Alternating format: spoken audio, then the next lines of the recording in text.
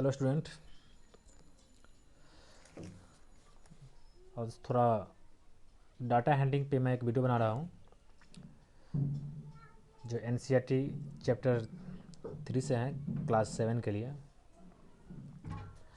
कुछ बच्चे ऐसे बोल रहे थे कि सर मुझे जब तक फेस टू फेस नहीं पढ़ाया जाएगा मुझे समझ में नहीं आता है।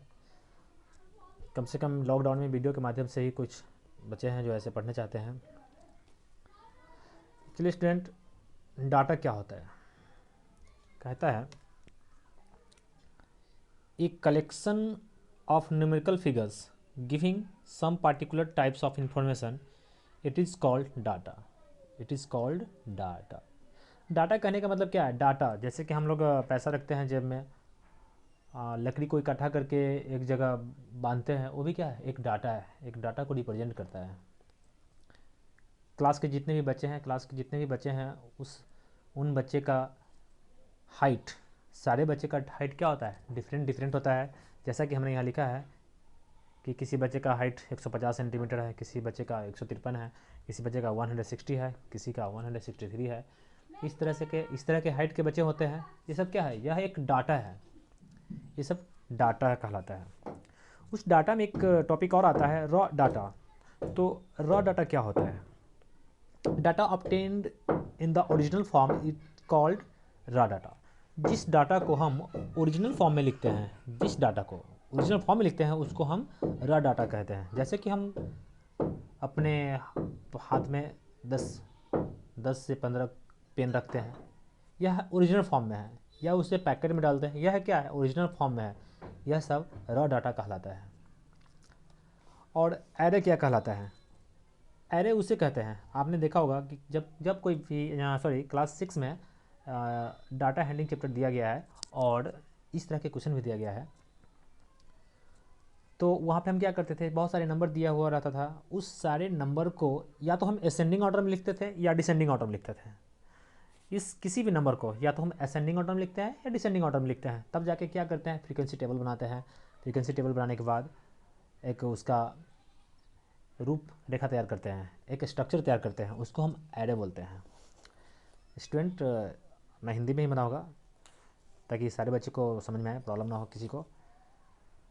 अगर रिक्वायर्ड होगा इंग्लिश टू इंग्लिश तो इंग्लिश टू इंग्लिश में बनाने के लिए भी तैयार है। टेबुलेशन ऑफ डाटा क्या होता है? अब क्या होता है टेबुलेशन ऑफ डाटा? अब किसी भी डाटा को एक सिस्टम में तैयार करके, एक सिस्टमेटिकली तरह से अगर हम तैयार करते हैं, सिस्टमेटिकली तरह से अगर तैयार करते हैं तो वह कहलाता है टेबुलेशन ऑफ डाटा। एक सिस्टम द्वारा अच्छे से उसको सिस्टम, एक किसी भी एक प्रकार के सिस्टम में लाते हैं, वह टेबुलेशन ऑफ डाटा कहलाता है। और नेक्स्ट है स्टैटिस्टिक्स। पहले इसे क्लियर करना चाहेंगे। टेबुलेशन ऑफ डाटा, या तो हम किसी भी डाटा को असेंडिंग ऑर्डर में लिखते हैं या तो डिसेंडिंग ऑर्डर में लिखते हैं, दोनों किसी एक ऑर्डर में ही लिखते हैं, वो क्या कहलाता है? टेबुलेशन ऑफ डाटा कहलाते हैं। मैं इस आधार पे, on the basis of this question, I will give one examples and I will solve one question, then definitely you will understand what I am going to teach. Statistics. It is the subject that deals with the collection, presentation, analysis.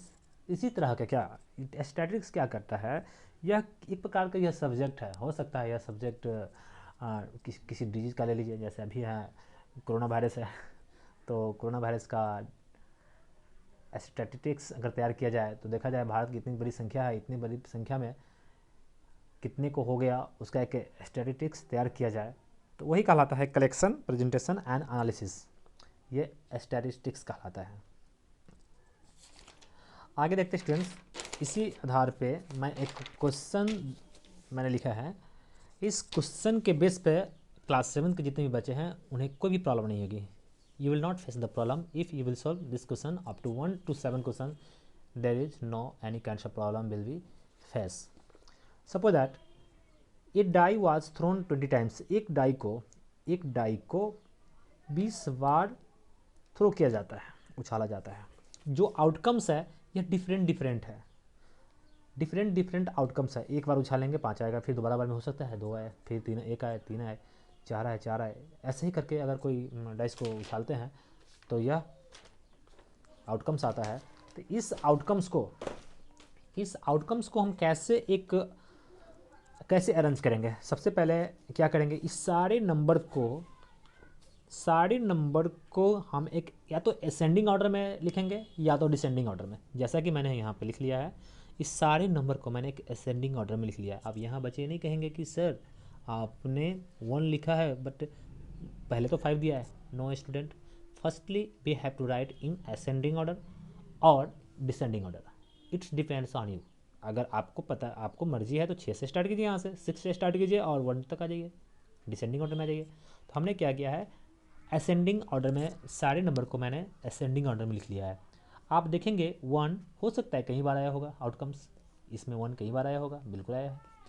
2 देखेंगे तो बहुत सारे बार आए हैं, 3 भी आए हैं, 4 भी आए हैं, 5 भी आए हैं और 6 भी आए हैं, बहुत बार आए हैं। तो इसका एक फ्रीक्वेंसी टेबल हमें तैयार करना है। इसका फ्रीक्वेंसी टेबल हम कैसे तैयार करेंगे? It is very simple. How can we prepare frequency table of this question, this types of question? If I will ask, then how can you solve the question? See, 1 ID10, just see the students, what is this? 5, it is a 5 के सामने हमें tally करना है। Okay, 5 के सामने हमें tally करना है। इसके बाद क्या है, 2 के सामने टैली करना है। इसके बाद क्या है, 1, इसके बाद क्या है 3, इसके बाद क्या है 4, फिर है 4, इसके बाद 5, इसके बाद 6, इसके बाद 2, इसके बाद फिर 2 है, इसके बाद 4 है, इसके बाद 5 है, 5 है, फिर 5 है, इसके बाद 6 है, इसके बाद क्या है 2 है, 6 after 2, 2 after again 2, that means 1 2 3 4, ये 4 है। अगर 5 लिखना हो तो ऐसे लिखा जाता है, कभी भी ऐसे नहीं लिखें। ये कितना है 4, तो 4 के सामने फिर ऐसे करेंगे, टैली देंगे। इसके बाद क्या है 5 5 ऐसे, अगेन 5 एंड ये क्या है 1। इसका मतलब है 1 कितने बार आया, आप देखेंगे तो 1 एंड 2 टाइम्स आया, no problem. We will write frequency of 1 is 2 and 2 how many times came? 2 5 times. It is known as 5 is counted 1 2 3 4 5, yes 5. And 3 how many times came? Only one time.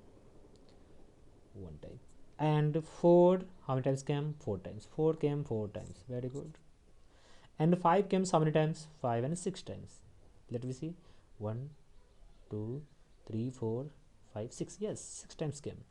And 6 how many times came? 6 1 2 times came, yes obviously 2 times. Just add it, how much it will come, just add it, try to add 2 5 7 7 1 8 8 4 12 12 6 18 and 2 20. It means that this question what I solved it is right. कैसे?